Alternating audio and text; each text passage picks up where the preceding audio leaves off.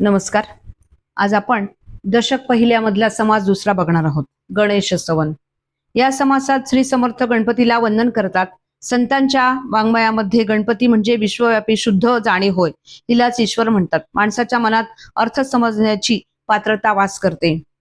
हे गणपतीचे अधिष्ठान असून तेच माणसाला ज्ञानाकडे खेचते. गणपती ज्ञानस्वरूप आहे म्हणून अर्थ आकलन होण्यास अथवा ज्ञान नाहीसे होण्यास त्याची कृपा अवश्य असते. हा भाव मनात बागवून संत गणेशाला वंदन करतात. ज्ञानसाधना चालू असताना मध्येच उद्भवणारी विघ्ने ज्ञानस्वरूप गणेशाच्या कृपेने नाश पावतात. म्हणून तो विघ्नहर्ता आहे. या समासाच्या पहिल्या 6 ओव्यात गणेशाचे तात्विक स्वरूप सांगून मग परंपरेने लोकप्रिय असलेले त्यांचे पौराणिक सगुण स्वरूप श्री समर्थांनी वर्णन केलेले आहे.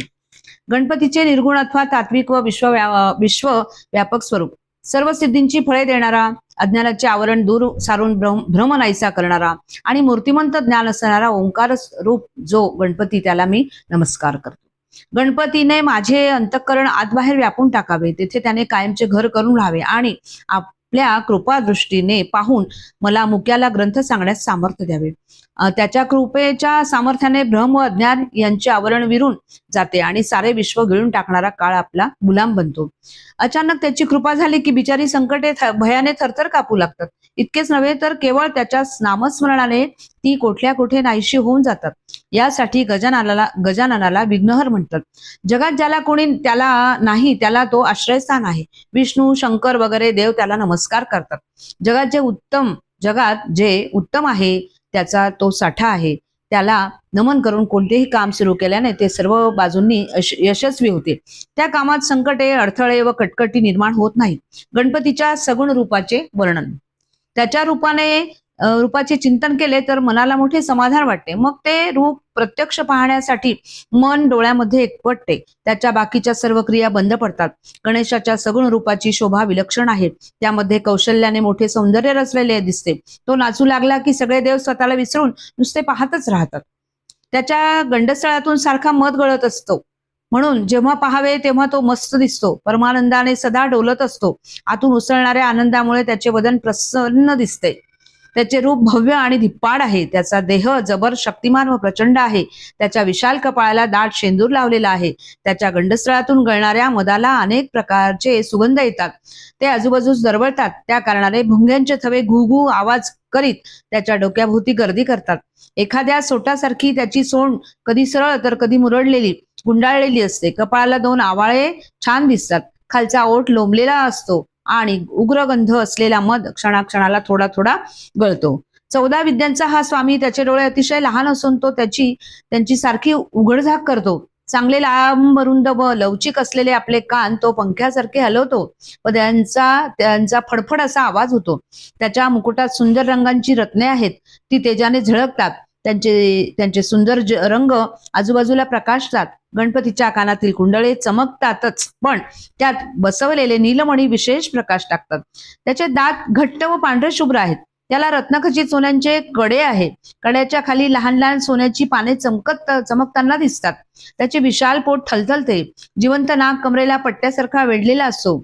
कमरेच्या साखळीची लहान लहान घुंगरे अगदी मंद आवाजात झणत्कार करतात. त्याला 4 हात आहेत.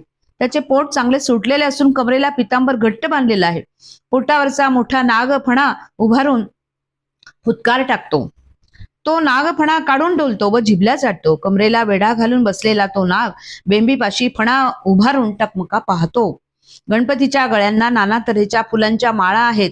त्या कमरेच्या सापापर्यंत लोळत राहतात. हृदयावरील रत्नजडित पदक मोठे शोभून दिसते.